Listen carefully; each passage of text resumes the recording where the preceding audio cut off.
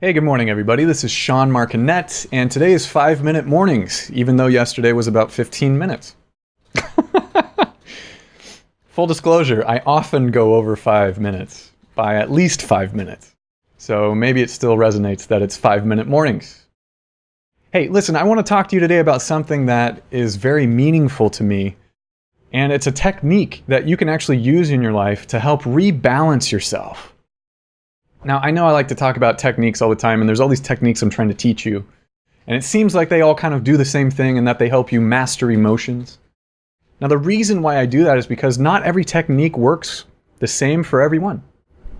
And some piece of information about that technique might resonate differently with other people. So it's my job to make sure that I can provide you as much information as possible to help you get a better experience of what it's like to be a human being. Through understanding how emotions work, through helping you set goals. That you set yourself, that you accomplish yourself. This is not work that I'm doing. I might introduce you to ideas that you've not yet considered in the way I present them. But this is all stuff that you do. So first of all, I want you to feel very proud of that. And very happy in that you know that you have what it takes to make real positive change in your life. And if it's just the act of consuming information from coaches, and I highly recommend that you use other coaches too, because every coach has their own piece of what they think is important, and I tend to focus a lot on emotion. So today what I want to talk about, again, is something that has really helped me, and I learned it recently from a gentleman named Greg Braden, and he presents on the Gaia Network. I think a couple shows, and one of his shows, Missing Links, had a full episode about the technique that I'm going to show you now. So I didn't come up with this myself. Again, it was Greg Braden. I'm not even sure if he came up with this, but that's where I learned it from. So the concept in and of itself is called heart-brain synchronicity. And the idea is that there's actually neurons that are separate from the neurons in our brain that exist in our heart. And when I say neuron, I just mean brain cell. That's all I mean. So there's brain cells that live in your heart in such a concentrated way that we can actually think with our heart. As weird as that sounds, and the science is showing us that there's a lot of information going from our heart to our brain. And there is information going from our brain to our heart, but it's mostly, oddly, from our heart to our brain. So here's what Greg Braden says is a good way to sync up our brain with our heart so that we can expand our awareness and create a sense of calm well-being. And we know this is true too, just based on how words affect plants, for example. And there's interesting research around that if you're positive with your words to plants versus negative with your words to plants, that the plant that had the positive words thrown at it, so to speak, tends to fare better. That's a little weird. So let's capture what that means by doing heart-brain synchronicity so we can communicate with ourselves in a very positive way and we can get that same vibrance that the plant has from words with ourselves. So to do this, it's very simple. I actually don't recommend you do this while driving because for some people it can be a really strong reaction. I won't lie to you, when I did this for the first time, I had a lot of emotions. And I don't know why that is, but it was very much okay. And I did cry, and it was a happy cry.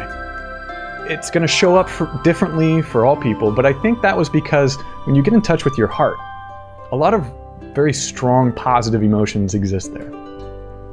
So to do this, all you have to do is, first of all, bring your awareness to that place in your chest. And Greg says one of the best ways to do this is just to touch either your sternum. I like to put my hand over my heart like this. Just feels more natural, but we're all different. So however it is that you bring your awareness, I don't even think you need to touch anything at all because of how mindfulness works. That you can bring your awareness into this space, and that's step one. So take a second and do that now. Just bring your awareness, and I'll put my hand on my heart. And then the second piece is to slow down your breathing. And Greg says this is because it lets our brain know that we're safe. And that's actually true. What he's saying is you're activating your body's calm system, you're activating your body's parasympathetic nervous system. Sorry to be so nerdy about it, but if you want to look it up, that's what it's called. So let's slow down our breath, and I'm going to do this with you. And you can slow it down to whatever rate you want to. I don't think there's any right answer to this. Science says that it's helpful if you breathe in for less time than you breathe out. That tends to be very effective, but I think so long as you slow down your breathing to a pace that's comfortable for you, that feels natural, that's maybe a little slower than you're breathing now, I think that's a good place to start.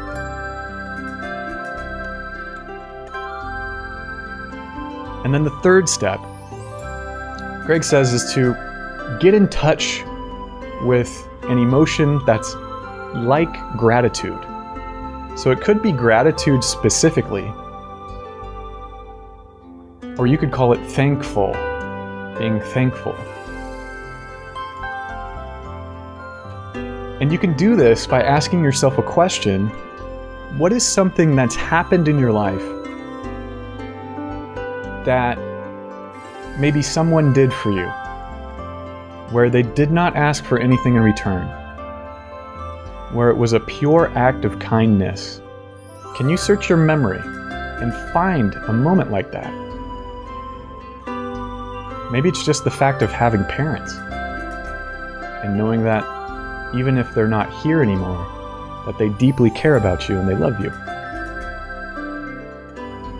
Can you be grateful for that? Can you be grateful for what you do have in your life, for who you do have in your life right now? And I'll invite you again to become aware of your heart and to become aware of your breath and to become aware of the emotion of gratitude, whatever it takes to get there, whatever question you need to ask yourself in order to feel grateful. And for me, I'm so grateful just to be here right now, being able to share this information with you, because I know this is exactly what I need to be doing right now, and I've been afforded that opportunity, and I'm insanely grateful for that.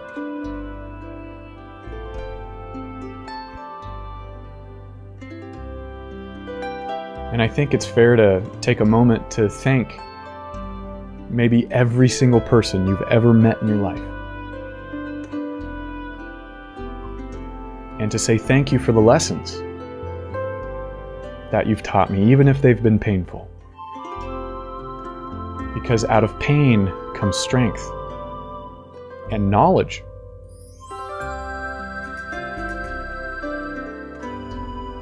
And I'll invite you now to know that as you go throughout your day and throughout this week, that you might be able to find more gratitude in your life. And what would it be like if you did? Because I think if you did, I think if you found more gratitude, and I think if you found a time and place where it would be okay to do this heart-brain synchronicity exercise, you could be pretty astounded with the results. And as the master coach, Tony Robbins, would say, when you're grateful, it seems like it's almost impossible to have negative feelings.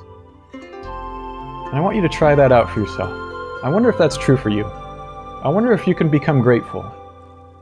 So grateful that that is the primary emotion that you feel. And if you can, what would that mean? Would that mean that you have more control over your life than you thought? Maybe. And whatever it means to you, that's the most important thing.